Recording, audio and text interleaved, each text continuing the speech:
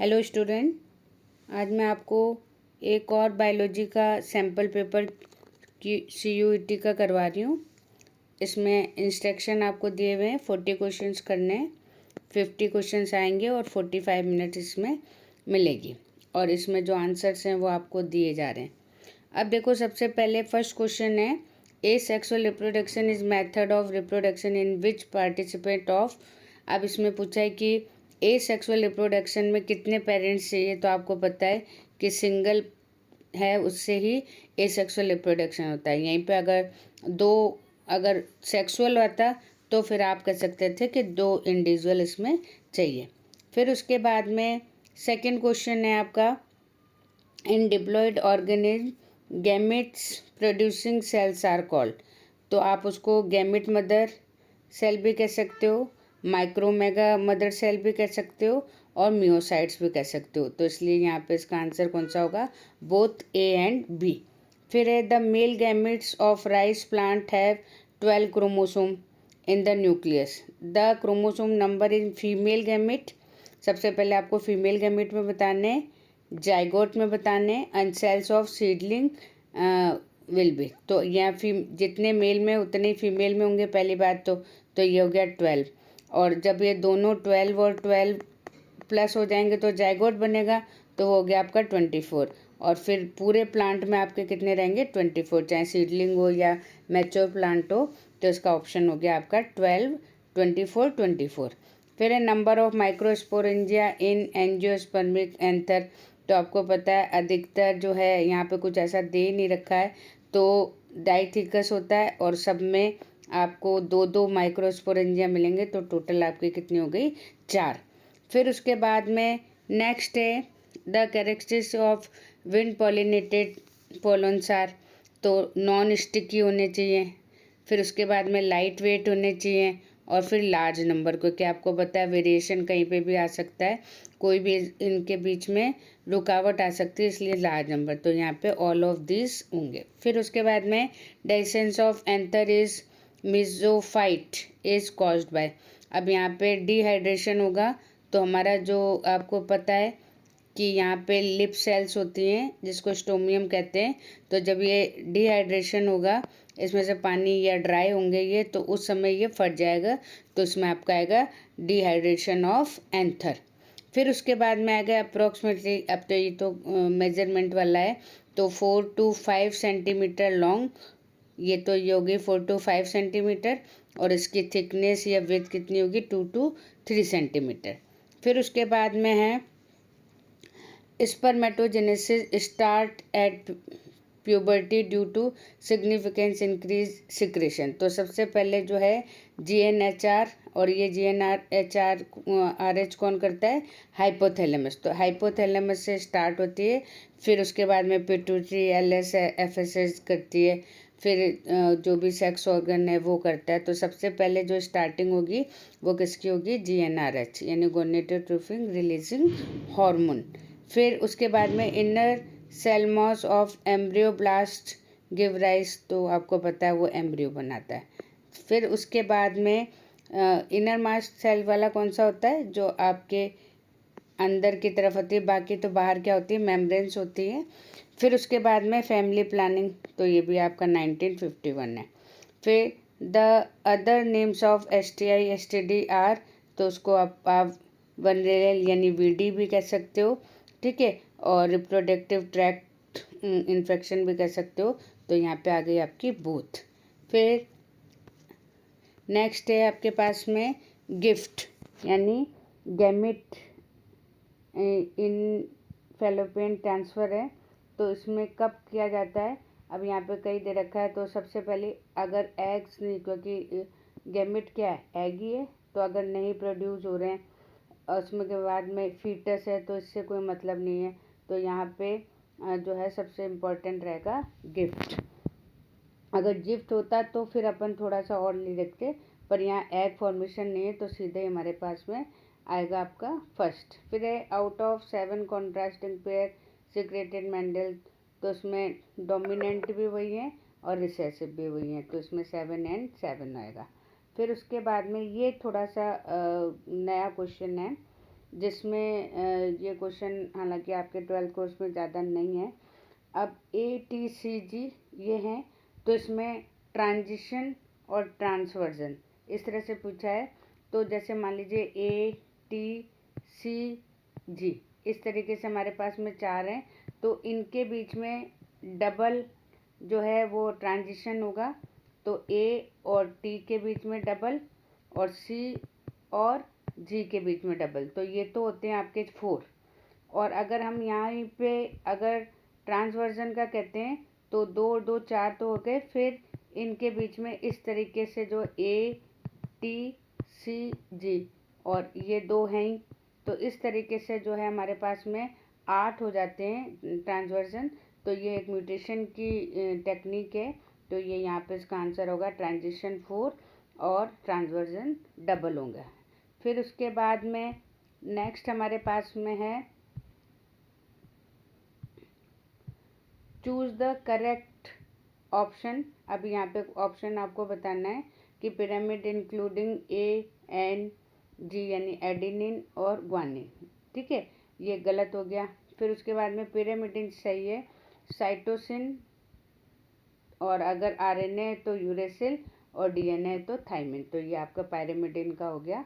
फिर उसके बाद में टर्मिनेशन ऑफ प्रोटीन सिंथेसिस और ट्रांसलेशन रिक्वायर्ड, तो इसमें आपको बहुत रिलीज फैक्टर भी चाहिए और स्टॉप कोडॉन भी चाहिए, क्योंकि दोनों सिंथेसिस और ट्रांसलेशन दोनों के लिए इसमें पूछा है। फिर है DNA fingerprinting involve identifying the difference in some specific region, तो उसको बोलते हैं रिपीटेटिव, यानी आपको जगह जगह जो है सेम सीक्वेंस जैसे ATC तो इस तरह से रिपीट DNA मिलता है, तो वो भी एक फिंगरप्रिंटिंग का बहुत अच्छा प्रूफ होता है। फिर उसके बाद में evidence of evolution life form Indeed taken place earth comes from, तो इसमें सारी चीज़ आएगी। फॉसिल से भी आप देख सकते हो, मॉर्फोलॉजी और कंपेरेटिव जैसे होमोलोगस एनालोगस वो देख सकते हो। फिर बायोकेमिकल यानी कि आप हार्मोन्स वगैरह देख सकते हो।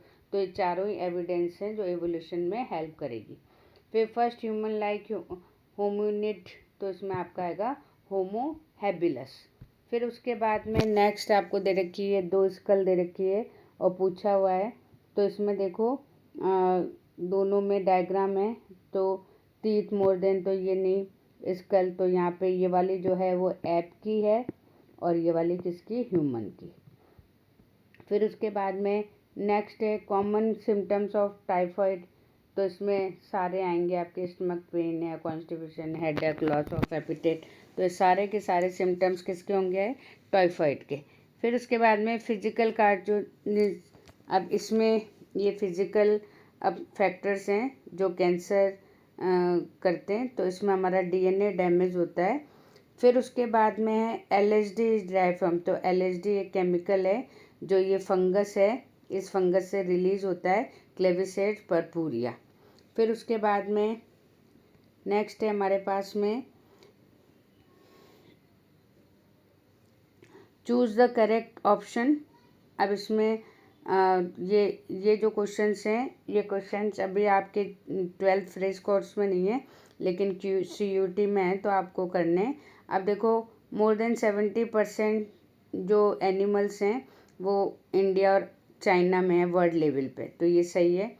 फिर कंट्रीब्यूट अपने चाइना अपन 25% जो है वर्ल्ड को फॉर्म प्रोड्यूस करके देते हैं। इम्पोर्टेंस ऑफ हमारे यहाँ बफेलोज हैं सबसे ज़्यादा, तो यहाँ पे आपका ये चारों हो जाएगा।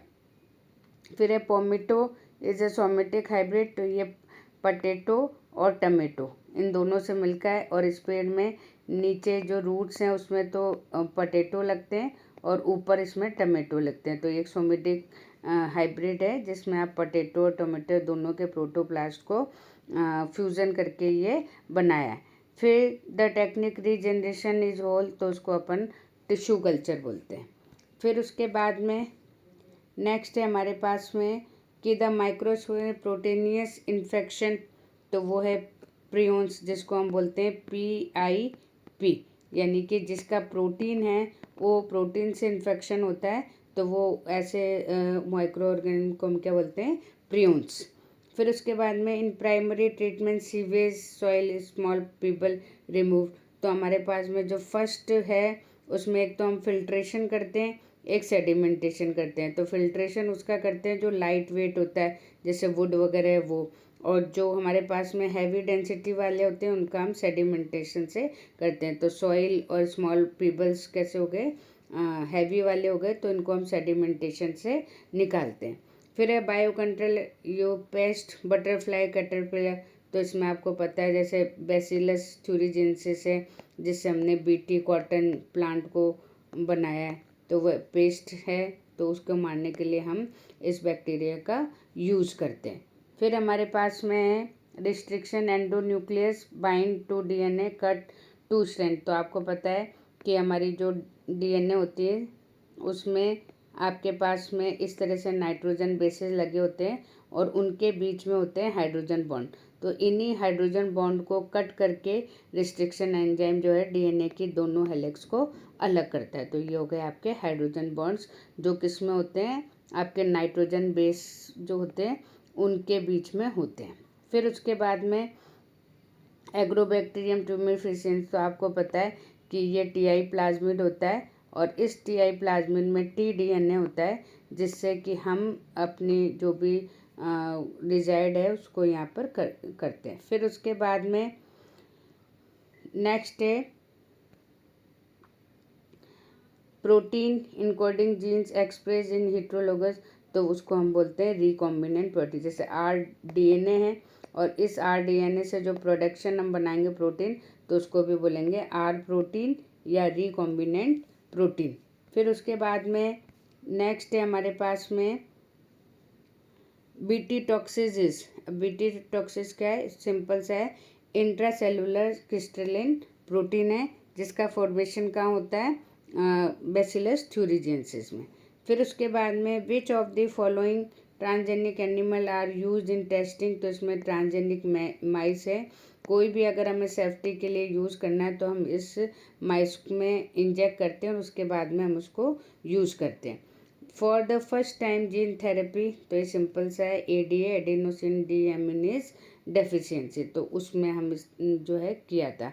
फिर उसके बाद में different organism adapt to their environment, term इसको हम बोलेंगे पॉपुलेशन इकोलॉजी।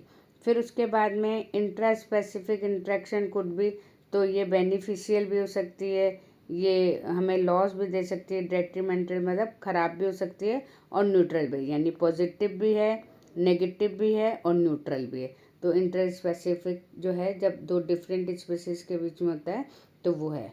फिर माइक्रोराइजा रिप्रेजेंट, तो इसमें आपके पास में फंगस है और हमारे पास में हायर कैटेगरी के रूट्स जो हैं, जैसे जिम्नोस्पर्म है, तो जिम्नोस्पर्म के रूट में आपको फंगस माइक्रोराइजा मिलेगी। ठीक है, तो ये जो कॉम्बिनेशन है हम बोलते हैं माइकोराइजा। माइको मतलब फंगस और राइजा मतलब रूट्स। फिर उसके बाद में स्ट्रेटिफिकेशन इज़ मोर प्रोनाउंस, तो ये आपको ट्रॉपिकल रेन फॉरेस्ट में ज़्यादा मिलेगी। फिर है द रिलेशन बिटवीन प्रोड्यूसर, और इसमें तो आपको पता ही है कि हम पिरामिड बनाते हैं और इस पिरामिड में हमारे पास में प्रोड्यूसर है, फिर फर्स्ट कंज्यूमर है, फिर सेकंड है, फिर टर्सरी है। तो ये जो रिप्रेजेंटेशन है, इस रिप्रेजेंटेशन को हम क्या बोलते हैं, इकोलॉजिकल पिरामिड्स। फिर उसके बाद में which of the following factor is contribute overloaded carbon cycle. तो इसमें आपका आएगा सबसे ज़्यादा डिफॉरेस्टेशन, जिसमें कि हम फॉरेस्ट को धीरे धीरे क्या कर रहे हैं, कट करते जा रहे हैं। फिर है ट्रॉपिक्स हैव, तो इसमें मोर हमारे पास में स्पीसीज होगी एज कंपेयर। अब कल भी मैंने आपको बताया था कि ये हमारी अर्थ है, तो जो ट्रॉपिकल है ये आपको कहाँ मिलेगा, इक्वेटोरियल पर, तो यहाँ आपको सबसे ज़्यादा जो है डाइवर्सिटी मिलेगी। और जैसे जैसे हम ऊपर जाएंगे, जैसे जैसे नीचे जाएंगे, जो डाइवर्सिटी है वो क्या होती जाएगी, कम होती जाएगी। फिर उसके बाद में which of the following is both pair have correct combination. तो अब यहाँ देखो इन सिटू कंजर्वेशन है, यानी कि जब हम जो भी हमारे पास में प्लांट या एनिमल है उसको वहीं अगर हम कंजर्व कर देते हैं तो उसे हम बोलते हैं इन सिटू, तो ये नेशनल पार्क हो गए। और एक्स सिटू जिसमें कि हम बाहर ला के करते हैं तो वो आ गया आपका बॉटनिकल गार्डन। अब यहाँ देखते हो तो इन सिटू नहीं है, क्रायो प्रिजर्वेशन एक्स सिटू है, वाइल्ड वाली है तो ये इन सिटू तो ये गलत हो जाएगा। फिर इन सिटू तो यहाँ पे आपका फर्स्ट वाला ऑप्शन जो है सही होगा। फिर है scattered groves in India found, तो इसमें आपको एग्जाम्पल ही देना है। तो जंतिया हिल्स ऑफ कर्नाटका, ये आपका सही होगा। फिर उसके बाद में नेक्स्ट है which of the following problem are created brief exposure in extreme high 150 dB generated. तो अब यहाँ पे जो आपको पता है कि क्या कहते हैं ये साउंड वाला है, तो इसमें जो है अगर 150 से ज़्यादा है तो डेफनेस और डैमेज दोनों ही जो है आएगी आपकी। तो इसमें जो आपका ऑप्शन होगा वो ऑप्शन होगा बोथ। नेक्स्ट है अपने पास में slash and burn agriculture in north, तो उसे हम बोलते हैं जूम कल्टीवेशन। तो ये आपका सही हो गया। इसमें जूम कल्टीवेशन है, तो ये जो लोग बाग होते हैं ये इसी तरीके से करते हैं, अपनी खेती करते हैं और फिर उसको जला के चले जाते हैं। तो यहाँ पे आपका हो गया जूम कल्टीवेशन। फिर उसके बाद में carbon dioxide is called green house, तो उसे हम ट्रांसपेरेंट फॉर सनलाइट, तो सनलाइट के लिए तो ट्रांसपेरेंट है, लेकिन इससे हीट है वो हीट ज़्यादा बढ़ जाती है। तो ग्रीन हाउस में यही है, जैसे अपनी गाड़ी है, अब वो गाड़ी अगर धूप में खड़ी है तो धूप में खड़े होने में अगर आप अंदर जाओगे तो अंदर आपको बहुत हाई टेम्परेचर मिलेगा। तो क्योंकि वो हीट को जो है करती, तो वही चीज़ अपने अर्थ में भी आ गई। Water hyacinth and water lily pollination, तो इसमें वाटर करंट के थ्रू जो है पोलन ग्रेन्स जो है मूव करते हैं। फिर उसके बाद में which of the following is true with respect of AUG, तो AUG आपको पता है सबसे पहली बात, इससे ये इनिशिएशन कोडोन है और इससे मिथ्योनिन होता है, और ये जो है दोनों में चाहे प्रोकैरियोट हो चाहे यूकैरियोट हो दोनों में मिथ्योनिन को कोड करता है। तो इसमें सारे आंसर हो जाएंगे। ठीक है, अब ये देखो आपका इसी तरह से मैं डेली आपको एक सैम्पल पेपर कराती रहूँगी और कोर्स आपका 12th का, लेकिन कुछ टॉपिक्स हैं जो आपने 12th में नहीं पढ़े, तो इन क्वेश्चन से आप इसको सॉल्व कर सकते हो। ठीक है, ओके, थैंक यू।